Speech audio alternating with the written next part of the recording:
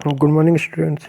बच्चों, हम लोग लास्ट की वीडियोस में बात कर रहे थे एक्सचेंज ऑफ गैसेस की। बात कर रहे थे कि क्यों ऑक्सीजन जो गैस है ये बॉडी के अंदर एंटर करती है और क्यों जो कार्बन डाइऑक्साइड गैस थी, CO2 गैस थी, ये बॉडी से बाहर रिलीज होती है। इनके बड़े ही रीज़न थे, इनका अपना अपना प्रेशर था, जिसको हमने नेक्स्ट वीडियो जो लास्ट वीडियो थी उसमें डायग्रामेटिकली प्रेजेंटेशन के थ्रू क्या कर दिया था, समझ लिया था। आज का हमारा टॉपिक है ट्रांसपोर्टेशन ऑफ गैसेस। आज का हमारा टॉपिक है ट्रांसपोर्टेशन ऑफ गैसेस।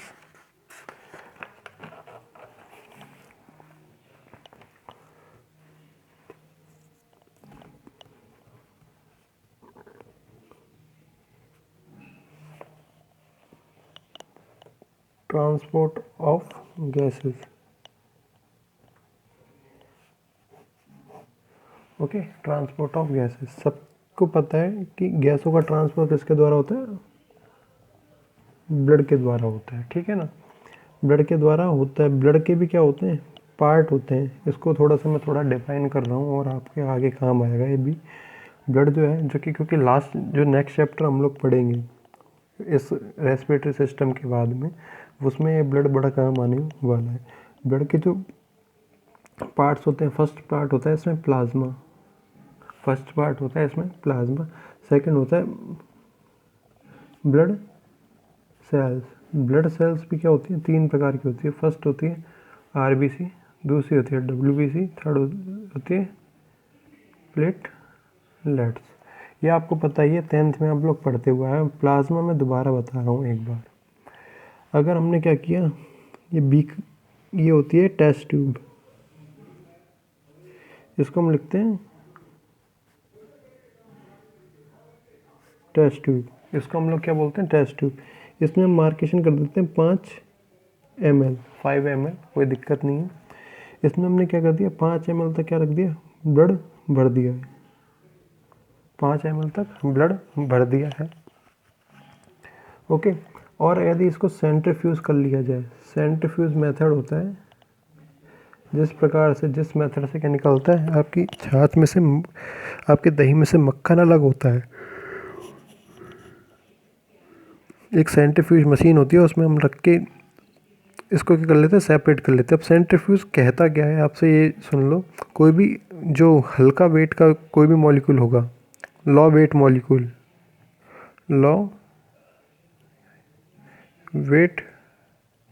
मॉलिक्यूल, और एक होते हैं हाई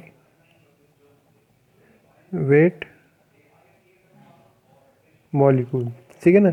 लॉ वेट मॉलिक्यूल जो होते हैं, जिनका वेट क्या होगा, कम होता है, जैसे कि मक्खन होता है, छाछ से हल्का होता है तो ऊपर आ जाता है। इसी प्रकार से जो ब्लड के अंदर जो सब्सटेंस पाए जा रहे हैं, जो कि ये हैं आपके सामने, जो सेल्स होती हैं, ये तो क्या होती है, भारी होती है, तो नीचे की ओर ये जम जाती हैं। ये क्या होगी, नीचे की ओर जम जाएगी।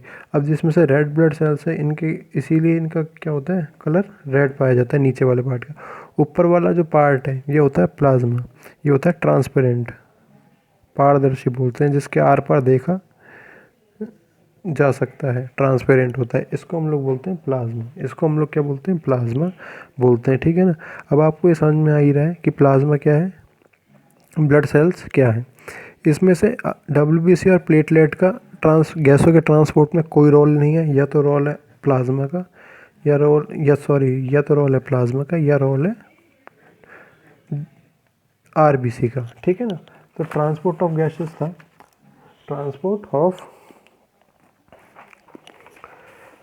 था, ठीक है ना। तो ट्रांसपोर्ट ऑफ गैसेस यहाँ पे लिख रहा हूँ मैं, ब्लड के द्वारा होता है। ब्लड में भी प्लाज्मा के द्वारा होगा और RBC के द्वारा होगा। लेकिन अब इस RBC को भी समझने से पहले हम लोग एक बात कर लेते हैं। RBC के अंदर ऐसा क्या है जो कि क्या हो, इसका कलर, पहली बात तो रेड क्यों है? रेड होने का कारण होता है हीमोग्लोबिन, HB। ये क्या है, एक RBC है, इसके अंदर हीमोग्लोबिन पाया जाता है। इसके अंदर क्या पाया जाएगा, HB मॉलिक्यूल्स पाए जाते हैं, जिसे हम लोग बोलते हैं हीमोग्लोबिन। आपने कभी ना कभी देखा भी होगा, हॉस्पिटल में हीमोग्लोबिन चेक कराते हैं, कितना पाया जा रहा है। उसी के बेस पे हम लोग तय करते हैं कि बॉडी के अंदर कितना ब्लड है, ठीक है ना। तो हीमोग्लोबिन जो होता है, यही क्या करता है, ऑक्सीजन को और CO2 को ट्रांसपोर्ट करने के हेल्प करता है आरबीसी में। तो सबसे पहले हम देखते हैं O2 का ट्रांसपोर्टेशन ऑफ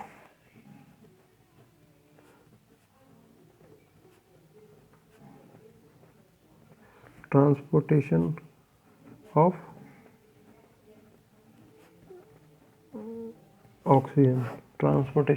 ऑक्सीजन, ठीक है ना। ट्रांसपोर्टेशन ऑफ ऑक्सीजन होता है 3 मेथड के द्वारा होता है। पहला था बाय प्लाज्मा, सेकंड यदि बात की जाए तो सेकंड होता है, सॉरी 2 मेथड के द्वारा होता है। सेकंड होता है by haemoglobin,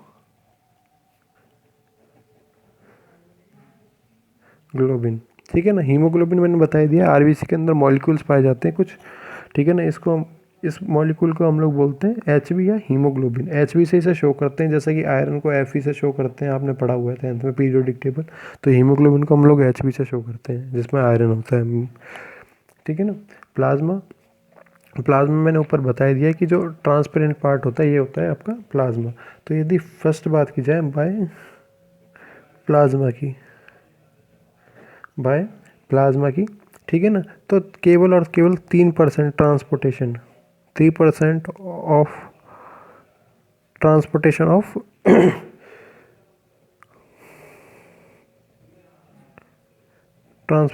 of O2, O2 की केवल 3% भाग का ट्रांसपोर्टेशन किसकी हेल्प से किया जाता है? प्लाज्मा की हेल्प से किया जाता है। प्लाज्मा की हेल्प से क्या किया जाएगा?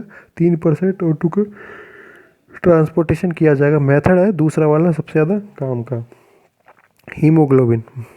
इससे देखते हैं कि क्या रिएक्शन ये बनाता है।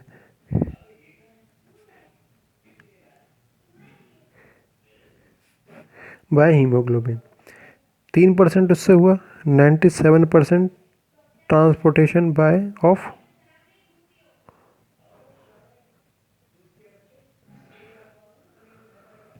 97% जो ऑक्सीजन का ट्रांसपोर्टेशन होगा वो हीमोग्लोबिन के ज़रिए होगा, ठीक है ना। तो सबसे पहले हम देखते हैं इसकी रिएक्शन क्या क्या होती हैं। इसकी रिएक्शन क्या क्या होती है। तो हमने बोला हीमोग्लोबिन के साथ क्या जुड़ा? ऑक्सीजन जुड़ा, कुछ इस प्रकार से। हीमोग्लोबिन के साथ क्या हुआ? ऑक्सीजन जुड़ा। तो यहाँ पे क्या होगा? प्रेशर ऑफ O2 पॉजिटिव लिख देता हूँ, आपकी जल्दी समझ में आएगा, ठीक है ना, ज़्यादा होगा। इसीलिए क्या होता है? ऑक्सीजन जुड़ता है। तो यहाँ पे एक HbO2 नाम का क्या हो जाता है? सब्सटेंस बन जाता है, ठीक है ना। HbO2 नाम का सब्सटेंस बन जाता है, इसे हम लोग बोलते हैं ऑक्सी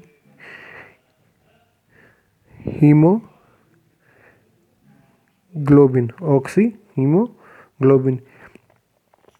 ठीक है ना। ये जो ऑक्सी हीमोग्लोबिन है, ये क्या होता है? थोड़ा सा अस्थायी प्रकार का होगा, मतलब ये कह सकते हैं कि स्टेबल प्रोडक्ट नहीं है, डज नॉट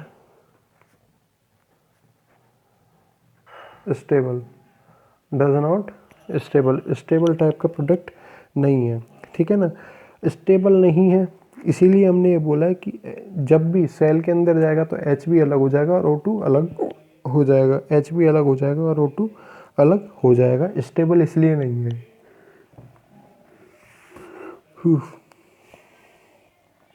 ठीक है ना। HB क्या हो जाएगा? यहाँ पे अलग हो जाएगा। अच्छा, इसको यहाँ पे चालू कर देते हैं, लो दोबारा और देख लेते हैं। इन सेल के अंदर क्या हो गया? ऑक्सी हीमोग्लोबिन आ गया,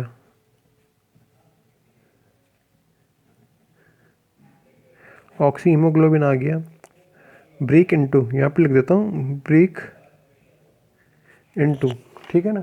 ब्रेक होगा, ये HB अलग होगा और O2 अलग हो जाएगा, और O2 किस में सेल में क्या हो जाएगा? काम आ जाएगा। ये जो HB था, खाली वाला HB था, ये किसको लेके जाएगा? सेल के अंदर से CO2 को, क्योंकि लास्ट की वीडियो में हमने बात की थी सेल के अंदर क्या बनती है? CO2 बनती है। ये वाला HB अब किसको जोड़ लेगा? CO2 को जोड़ लेगा, जो कि हमारा क्या है? सेकंड टॉपिक है। सेकंड है ट्रांसपोर्टेशन ऑफ CO2।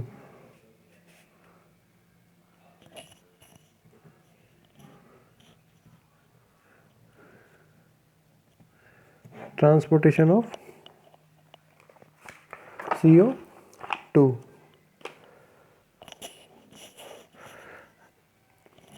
ओके, तो इसको भी एक बार देख लेते हैं। तो CO2 का जो ट्रांसपोर्टेशन का मेथड है 3 प्रकार से होता है। पहला होता है बाय प्लाज्मा, बाय, दोबारा बता दूंगा कोई दिक्कत नहीं है, मैं एक बार पहले थोड़ा रफली आइडिया दे रहा हूँ आपको। सेकंड था बाय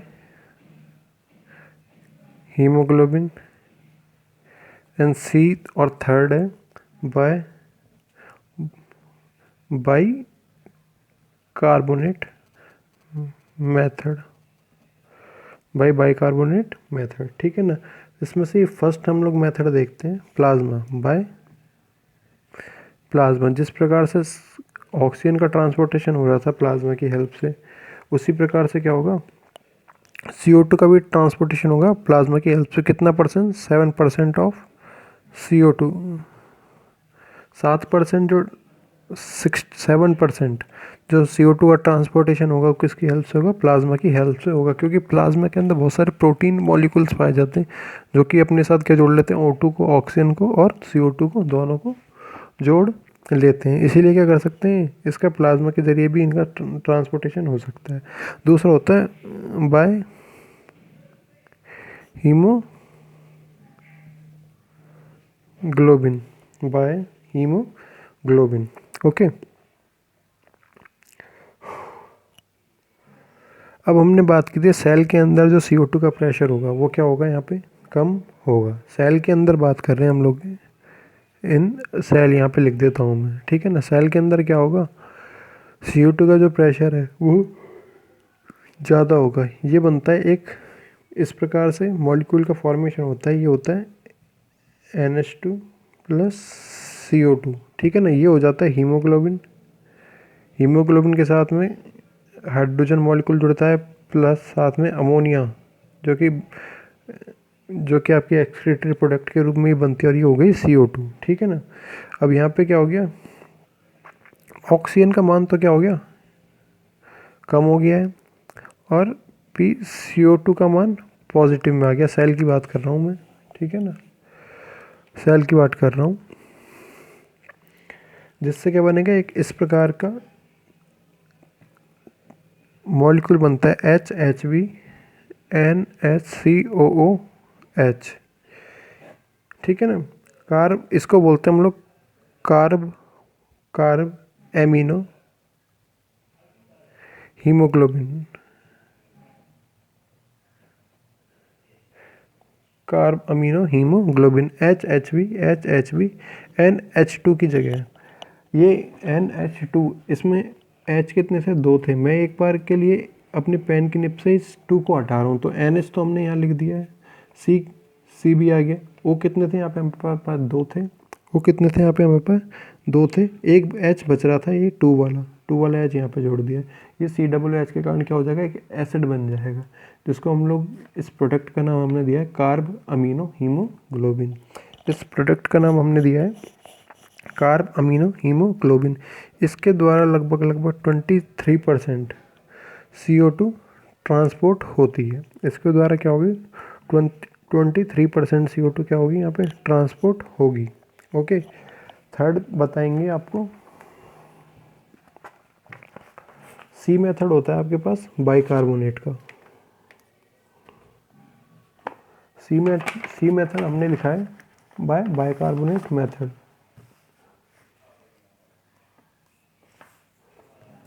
ठीक है ना।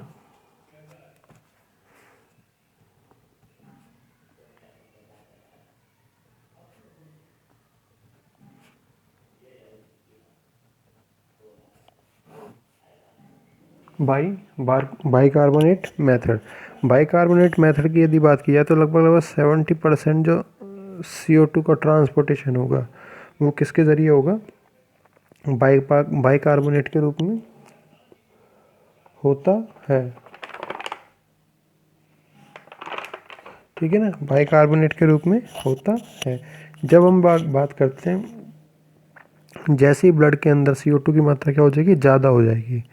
जैसे ही CO2 की जो मात्रा है जो क्या हो जाएगी, ज़्यादा हो जाएगी,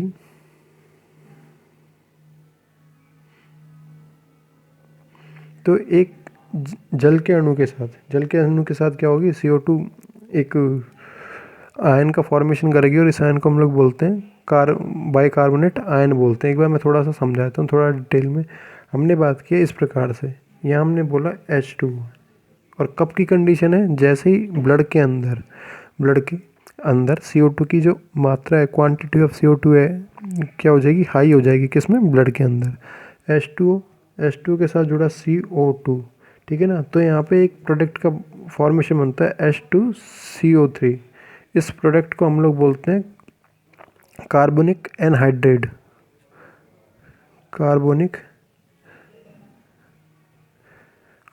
एनहाइड्रेट, ये क्या होता है, अनस्टेबल प्रोडक्ट होता है, रिवर्सिबल टाइप का प्रोडक्ट होता है, जो कि H+ आयन अलग कर देता है।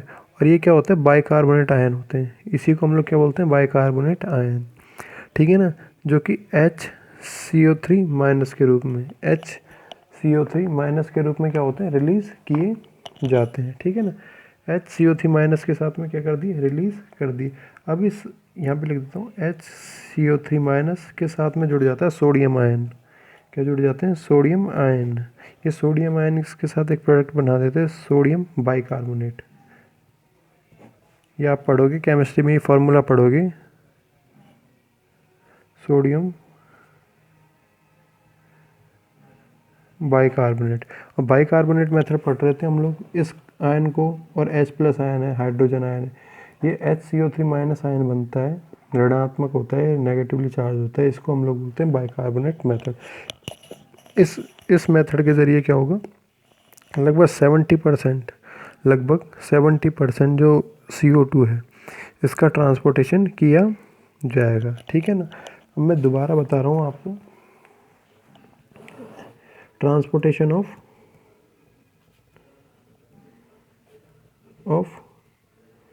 गैसेस, थोड़ा सा जल्दी बताऊंगा अभी मैं, कोई दिक्कत नहीं है, ठीक है ना।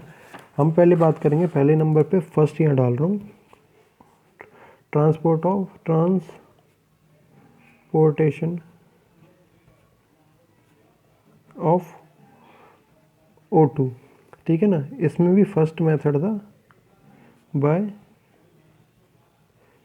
प्लाज्मा के जरिए क्या हो रहा है, 3% transport of O2, 3% O2 transport 3% O2 का ट्रांसपोर्ट हो रहा था, किस मेथड से, प्लाज्मा मेथड से। सेकंड नंबर पे आएगा हमारे पास बाय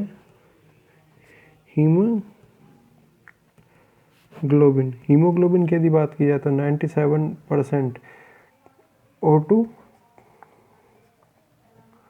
ट्रांसपोर्ट हो रहा था हीमोग्लोबिन के द्वारा। अब हीमोग्लोबिन से हो कैसे रहा था, हमने एक प्रोडक्ट का फॉर्मेशन किया था, और वो प्रोडक्ट था, ये हो जाएगा हीमोग्लोबिन HB के साथ हमने जोड़ दिया ऑक्सीजन, कुछ इस प्रकार से HbO2 प्रोडक्ट बना था। इसको हम लोग बोलते हैं ऑक्सी हीमोग्लोबिन। जैसे ही ये ऑक्सी हीमोग्लोबिन है, जैसे ही ये ऑक्सी हीमोग्लोबिन को सेल के अंदर पहुंचता है, हीमोग्लोबिन इस प्रकार से Hb अलग हो जाते हैं और O2 अलग हो जाते हैं। ये Hb अब किसके साथ जुड़ जाएगा, यहाँ पे हमने जैसे कि CO2 का हम लोग पढ़ेंगे, ठीक है ना, CO2 का हम लोग पढ़ेंगे जैसे हीमोग्लोबिन के जरिए, तो CO2 पकड़ लेगी किसको, H, हीमोग्लोबिन को पकड़ लेगी, ठीक है ना। तो हो जाता है आपका ट्रांसपोर्टेशन ऑफ O2। फिर सेकंड नंबर पे हमने बात की ट्रांसपोर्टेशन ऑफ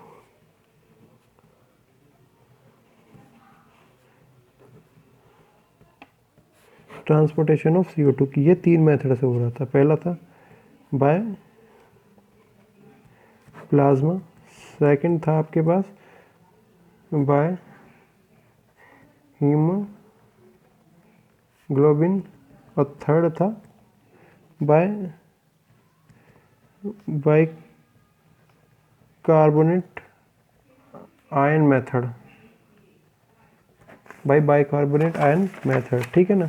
इसमें से ही फर्स्ट यदि बात की जाए, इसमें से भी यदि फर्स्ट बात की जाए बाय प्लाज्मा की, तो 7% CO2 ट्रांसपोर्ट, ठीक है ना, 7% जो CO2 का ट्रांसपोर्ट होगा, ठीक है ना, इन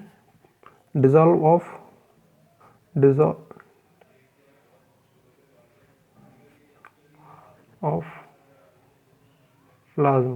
प्लाज्मा के अंदर क्या होगी, CO2 जो गैस है ये क्या हो जाएगी, डिजॉल्व हो जाएगी।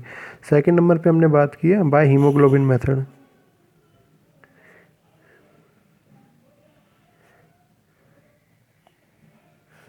हीमोग्लोबिन मेथड ये क्या होता है, सेल के अंदर हम लोग बात करते हैं क्योंकि सेल के अंदर ही CO2 बनती है, ठीक है ना। तो यहाँ पे एक इस प्रकार से प्रोडक्ट बनता है जो कि अमोनिया के साथ जुड़ता है और कार्ब एमिनो हीमोग्लोबिन का फॉर्मेशन कर लेता है, ठीक है ना। ये हो जाएगा आपका हीमोग्लोबिन, ये हो जाएगा अमोनिया, ठीक है ना, अमोनिया। तो यहाँ पे एक प्रोडक्ट बन जाएगा HHBNSCOOH। इसको हम लोग बोलते हैं carb amino haemoglobin, carb amino haemoglobin बोलते हैं। और थर्ड मेथड जो होता है आपका, इसके रूप में कितना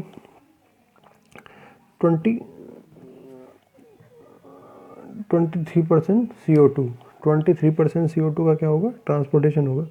थर्ड मेथड होगा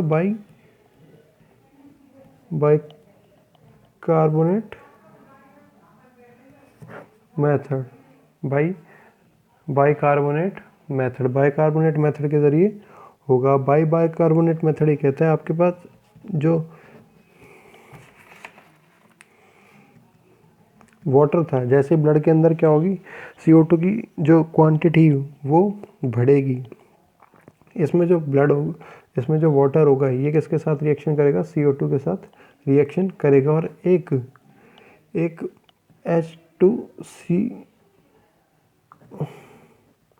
H2CO3 कंपाउंड का फॉर्मेशन करेगा जो कि H++HCO3 का फॉर्मेशन करेगा। इसी को हम लोग बोलते हैं बाई कार्बोनेट आयन, इसी को ही बोलते हैं बाई कार्बोनेट आयन। आयन क्यों बोलते हैं, इसमें पॉजिटिव और नेगेटिवली चार्ज पाया जाता है, इसमें पॉजिटिव और नेगेटिव चार्ज पाया जाता है। अब ये HCO3- था, वो किसके साथ जुड़ जाएगा, Na+ के साथ जुड़ जाएगा, मतलब न्यूट्रल कंडीशन में लाना है। यदि NaHCO3 Na+ आ गया, आगे HCO3, ये हो जाएगा sodium by carbonate, sodium by carbonate. तो इस प्रकार से क्या हो जाता है, ऑक्सीजन और CO2 का ट्रांसपोर्टेशन पूरा हो जाता है। इस प्रकार से ऑक्सीजन और CO2 का ट्रांसपोर्टेशन क्या हो जाता है, यहाँ पे पूरा हो जाता है, ठीक है ना।